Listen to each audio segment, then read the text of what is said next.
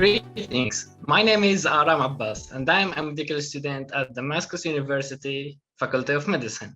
Today I'm going to talk about antibody-drug conjugates used in breast cancers. Starting with the outlines. Today I'll talk about some epidemiology, target therapy prior to antibody-drug conjugates, and the structures, development, and mechanisms of actions of antibody-drug conjugates. Starting with epidemiology. Cancer is the second most common cause of mortality worldwide. And breast cancer is the most common cancer in women and most common cancer overall. A subtype of breast cancer overexpresses HER2 receptors and is called HER2 positive breast cancer. And it accounts for about 20% of breast cancers. For many years, okay. Now, talking about target therapy prior to a disease. For many years, the therapies of breast cancer were based on known biomarkers, such as estrogen receptor, progesterone receptor, human epidermal growth factor receptor, HER2, and one of these treatments is trastuzumab, a humanized monoclonal antibody that targets HER2 receptor, leading to angiogenesis inhibition, diminished macrovessel density, and better overall survival rates in patients.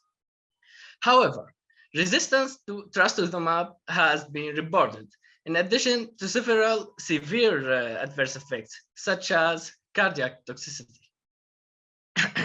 In general, next monoclonal antibodies, despite their importance in cancer research, have not offered the expected curative results. So the need for more potent agents was clear in order to completely treat cancer. Further studies using monoclonal antibodies as a treatment were made, introducing us to the amazing therapeutic properties of them, especially the selective delivery of cytotoxic agents to tumor cells, creating what is called antibody-drug conjugates. Talking about the structure of the antibody-drug conjugate.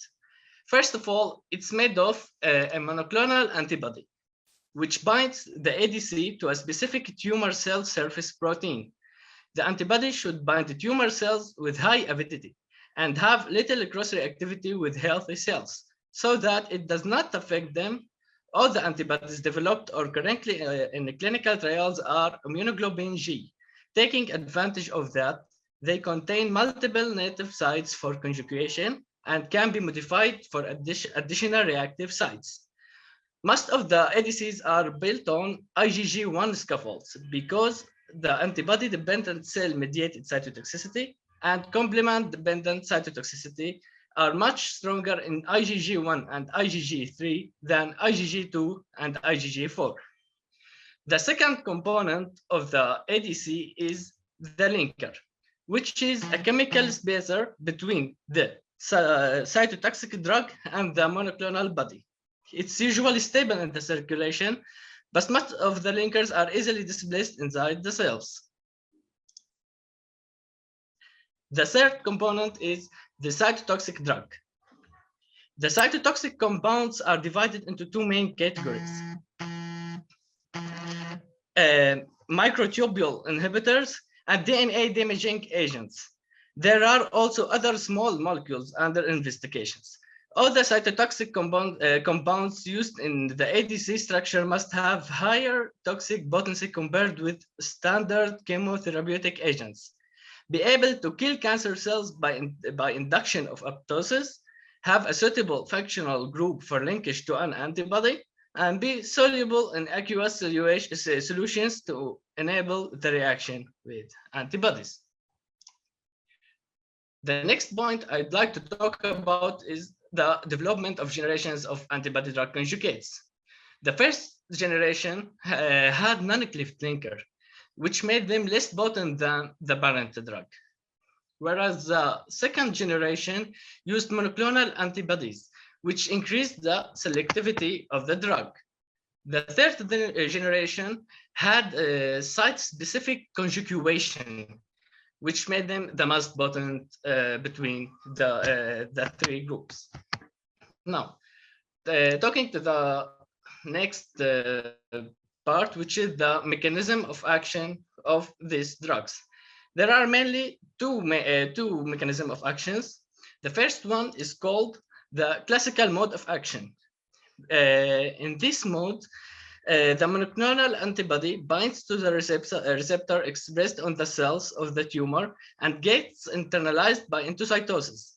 Then the proteases in the lysosomes cleavage the linker, releasing the payload and starting the cytotoxic effects.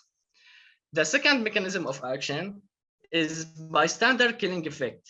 In this effect, it happens when the ADC is designed that the antibody releases the payload before internalization, so that the surrounding cells get affected by its cytotoxic effects, even if they do not express the receptor. Now, talking about some examples about ADCs specific for HER2 receptors, starting with ADCT-502. The monoclonal antibody in this drug is an engineered version of the humanized monoclonal anti-human epidermal growth factor 2 immunoglobulin G1 trastuzumab. The linker is a cathepsin B cleavable valine alanine linker, and the payload is DNA cross-linking PPD dimer-based drug tesserae. The second one is ALT-P7. The monoclonal antibody is trastuzumab biobetter HM2, and the payload is monomethyl auristatin A, and it's still in the phase 1 of the developmental stage. The second one is ARX788. The monoclonal antibody is a human epidermal growth factor receptor 2, site-specifically targeting monoclonal antibody. And the linker is a PACF link to a non-natural amino acid linker. The payload is auristatin analog and potent microtubule inhibitor, monoethyl auristatin F2. And this drug also is still in the preclinical studies in its developmental state. The second one is disitamab vedotin. The monoclonal antibody is a monoclonal antibody targeting HER2 receptor. The linker is a cleavable mallyl madocaproyl valicitronil PAPC linker. Payload is monoethyl auristatin, and the developmental state is still in the phase 2 of it. Next one is hertuzumab vedotin. The monoclonal antibody is hertuzumab. Payload is monoethyl auristatin A, and it's also still in the developmental stage, phase 2. Next drug is MEDI-4276. The monoclonal antibody is a bispecific antibody against the extracellular domain of human epidermal growth factor 2, comprised of a single chain variable fragment of the anti-HER2 monoclonal antibody fused to the heavy chain of the anti-HER2 monoclonal antibody 39S. The payload is tubulizin, and it's still in the phase 1 of the developmental state. Next drug is trastuzumab deruxtecan. The monoclonal antibody is a monoclonal antibody targeting HER2 receptor. The linker is a tetrapeptide linker, glycine, phenyl, leucine, glycine. The payload is deruxtecan, which is a derivative of the camptothecin analog exotecan. The developmental stage of this drug is FDA approval based on the results of the phase 2 trial Destiny Breast 1. Trastuzumab deruxtecan is our next drug. Its monoclonal antibody is trastuzumab, which is a monoclonal antibody targeting HER2 receptor. The linker is a cleavable amino-benzo carbomoyl, and the payload is the ducromycin prodrug, and this drug has reached the phase 3 of the developmental state. Last drug is trastuzumab emtansine, with the monoclonal antibody is trastuzumab. The linker is non-cleavable succinylmidyl cyclohexane carboxylate linker. Payload, the microtubule inhibitor agent DM1. And this drug got approved in 2019 by FDA. Now I'd like to talk about something else. Actually, I said it last words. Just a second, okay.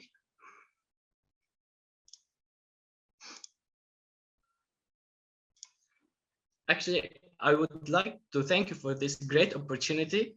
And I want to tell you, I would like to tell you about a dream I have, a vision that one day doctors, the dream I have, the vision that one day cancer patients will no longer receive their diagnosis as a declaration of death, rather as a blessing, because deep inside they will know that their disease is curable, whatever the type of cancer is. They will get over it, and this dream is achievable because of all of your efforts, all of the hard work of the researchers, scientists, and doctors all over the world. Thank you again for this great opportunity, and good luck with your upcoming projects. Thank you very much.